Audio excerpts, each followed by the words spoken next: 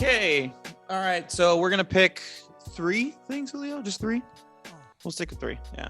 It's the magic number. 3 predictions that we have for the season. Can be anything. Pretty open-ended exercise. So we won't keep it too specific. Do you want me to go first, or do you want to go first? Lead it off, man. All right. So my first one is I've been tweeting about it a lot because Jason Berg tweeted this out. He wanted to know what people's bold predictions were for the season, and my main one that I'm sticking to my guns with is Sheldon Noisy will have. I think I'm going to go a little bit lower because he hasn't been playing every day, but I think Sheldon Noisy will have 30 home runs. I've been saying 35, but I don't think that'll happen. Sheldon Noisy will hit more than 30 home runs this season. I am extremely confident with that. That guy, his big thing coming up through the farm system when he was at the A's was that he has just an insane amount of pop.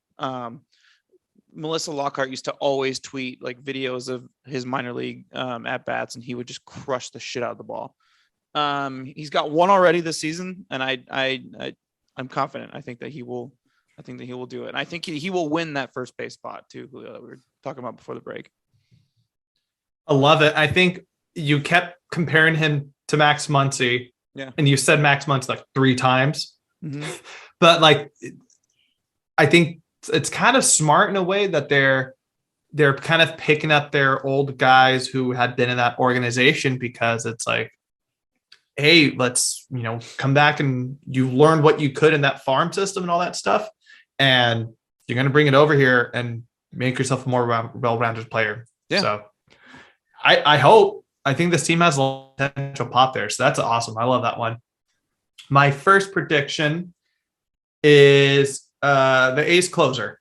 The A's closer, I think lose days are numbered, in my opinion. Yeah. And either because 1, he's going to lose his job, or 2, he's going to get traded. But by season's end, he's just too inconsistent. Sorry. Yeah. I see Kirby Snead becoming the full-time closer, though. Really? Just from seeing it was Jimenez today who looked good, dude.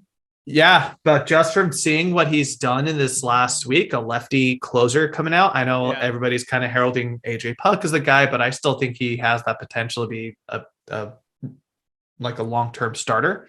But now what I've seen from this last week, he's outside of that first initial game in Philly, where we just can ignore that for everybody.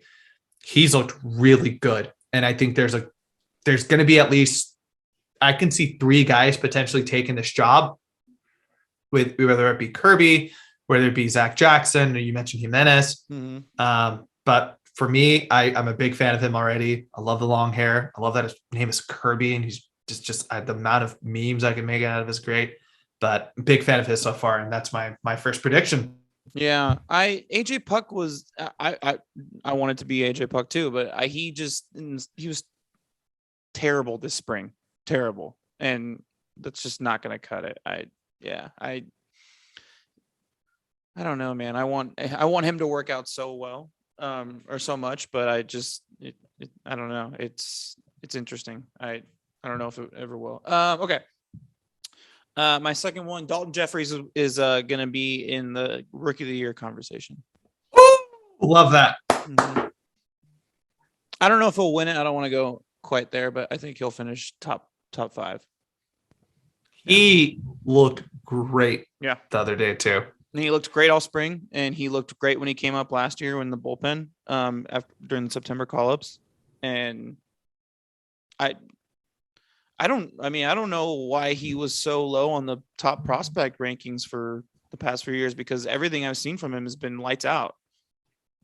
Even last year in his, some of the appearances he made, I remember him being, pretty good. He looked pretty solid coming out, whether if he was like a spot start guy, or if he was kind of the long reliever, which Dallas and Kuiper talking about it today, that once Cap comes back, that 6, that long haul reliever spot is going to look really good, whether it's going to be, Adam, I know you were giving a lot of shit to Adam Muller the other day. And then I was like, hey man, this is a starter. Yeah. But it's like, we'll see. There's going to be a lot of options, but Dalton Jeffries, I think, is definitely earning his spot, especially, knock on wood, if Frankie gets traded. But Love that. Well, Rosenthal defunct those rumors today. Good. So Good. They were stupid. I don't know if they were ever real or not. Don't touch my Frankie. My next prediction, it's going to be for our all-star this year. I think it's going to be like a one guy thing. But I'm going on a limb here. James Caprillion is going to be our sole all-star this year. I think he looked great in stretches last year. He's really shown that he's got a lot of heart. He's got a lot of guts out there. He has no fear, and he's really starting to come around to look like the guy that they traded for back in 2016. Now, I think the only issue would be, it's his injury history. He's already starting off the season injured.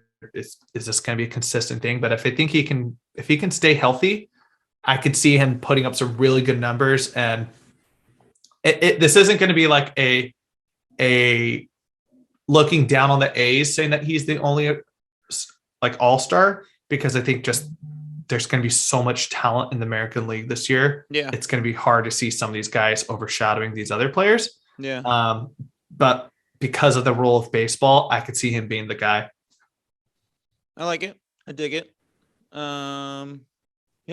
Yeah. No, I mean, I think it depends when he gets back from his injury. Cause like if it lingers a little bit and he's not back till May, I just don't know if there will be enough sample size for him to be an all-star. But I mean, I can't think of anybody else who would take the run away with it from the pack. You know what I mean? And someone has to represent us in the all-star game. So yeah, I don't know. All right. Why am I blanking? Oh, even though Elvis Andrus has started off pretty well this season, I still think that I'm sticking to this prediction. I think Nick Allen will be called up by June and be the starting shortstop. By June? Oh, yeah. Shit. Yeah. Because I think it's going to fall off the rails a little bit for Elvis. I mean, I hope it doesn't. I hope he keeps going like this. This is great. Like, I'd love to be proven wrong on this one. And I think that he'll be involved in a trade. So to a team like, let's say the Angels, who need a shortstop, an experienced shortstop that's reliable on defense. So yeah, Nick Allen, and he was fucking killing it in spring. I know. Yeah. I just feel like it's going to get to a situation where like they will have no choice. Like he's going to be killing it so much in AAA where it's like, all right, well, he's probably more useful than fucking Billy McKinney is. So, Oh God. Every year I feel like A's fan base has like this, their number one hated player. It's like 2020 was Daniel Magden. Yeah. And then last year was Sky Bolt. Yeah. And then this year it looks like it's becoming Billy McKinney. Poor guy. He's just trying to play some baseball. Well, just do better. Yeah. I don't know what else to say. My last one. I think the A's are going to be in it in terms of competing until the final week of the year. So I thought about doing that one too, but I thought you would laugh at me, so I didn't do it. No, it's this week. It's hard not to feel a little confident and a little like maybe, realistically, I think the Blue Jays will bring us back down, will humble us a little bit. But after winning 3 out of 4 against the Rays and splitting the series with the Phillies, it's hard not to have a little bit of an ego boost right now. So straight up, we'll talk about it. Well, first off, if you're listening, we're going to be still doing our season preview. It's going to be a little delayed. Yeah. We've been very busy the last few weeks with our careers. So besides the point, I'm not as high as now that I'm actually thought about it a little bit more and kind of thinking about the rosters, I'm not as high as on the Rays as like I thought it was going to be. Right. Their pitching is kind of like it's really fallen off their rotation. No, don't get me. They have super talent. Like Shane McClanahan looks really good. Yeah, Luis Patino looks good. They have young talent, but like, I don't know. I mean, they need to rip off the fucking Band-Aid. Let them pitch. Mm-hmm. and this is going back to what I was saying earlier, where the problem is like, dude, Kevin Cash is going to kill that bullpen. If you're going to keep having McClanahan only going 4 innings, or Luis Patino only going 4 innings, or whoever the start is, and then when Glasnow comes back, they're going to be doing the same thing because he's coming back from Tommy John surgery. And then now you have Corey Kluber, who I don't know where he's at the organization. It's just they're thinking too far into it. And I was expecting, like when I was thinking of my initial breakdowns of the East, I'm like, oh yeah, I think they're going to be, I think they're going to be the wild card and all this stuff. I'm like, I don't know because of that. But that being said, I think the A's, I should have been listening to John, first off, shout out to John Fursh, the new host of him and his brother, and the host of Locked On Angels, if you hadn't seen yet. So congrats to those boys. Make sure you listen to them if you want to get some Angels news. But he's been kind of telling us, oh, you guys are going to find a way to still win 85 games or win 90 games. And I'm like, yeah. But everybody keeps saying that to me too. Like when I was like super depressed about the Mets, like, yeah, I don't know, man. You guys always seem to be in the playoffs. I don't know how you do it. I'm like, I don't know if that's going to be the case this year, but after this past series, I'm kind of starting to like. But think about like if Kohler, like think about and there's this. one more playoff spot this year. There's one more and that's spot.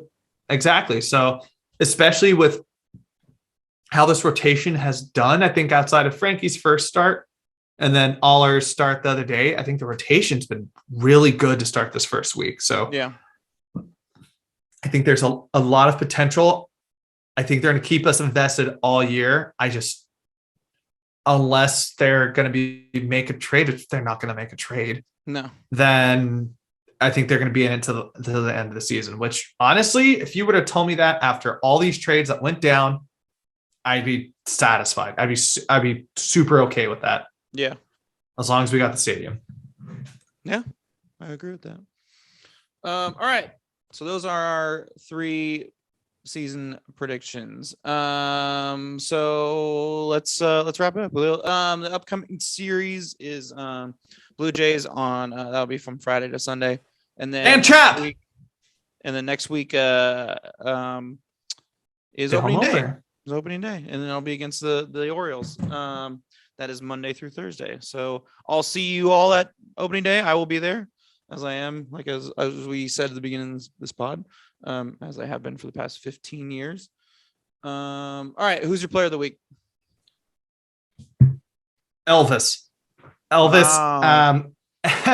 So I was kind of like a couple of days ago, I remember seeing he was in the 2 hole. I'm like, why is Elvis hitting 2? I'm like, nah, it's not.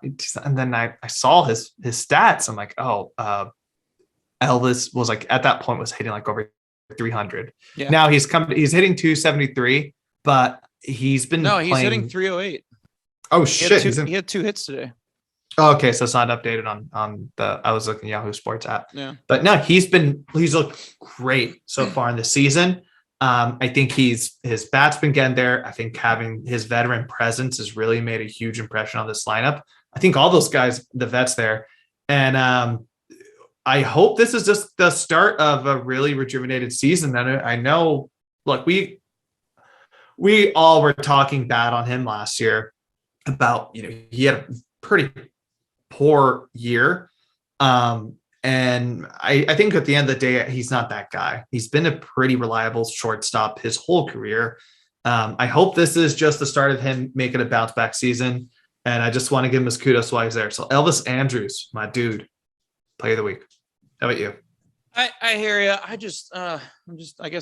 I'm so high on Nick Allen. The Nick Allen Kool-Aid's getting to you. I know it's hard. I just want the Elvis experiment to be over with, but he's been playing really well. It's hard to be upset. Mine is Christian Pache. He had an inside the park home run today, which is pretty badass. And he's killing it. He's hitting 304. He's making amazing catches in the outfield. He had like a Willie Mays catch today, or like over the shoulder. And yeah, he got his first major league home run, inside the park home run, but home run's a home run. So I wanted to show him some love. So that's my player of the week.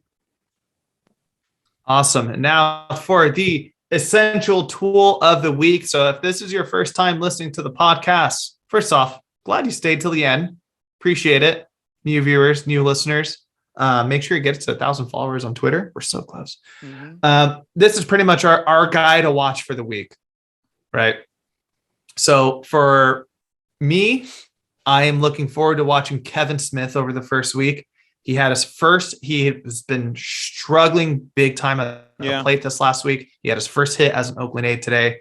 Finally got the monkey off his back. Mm-hmm. He's going to be heading back to his old stomping grounds of Toronto. I could see him really having a, hey, screw you guys for trading me kind of moment. And I hope he can put some digs in. And plus, I'm excited to see him learning how to play in Oakland, especially at third. We've had a collection of amazing third basemen throughout the years because of how friendly that foul ground is. And I'm excited to see what he's going to be able to do there because, the expectations there. So Kevin Smith, you're my guy this week.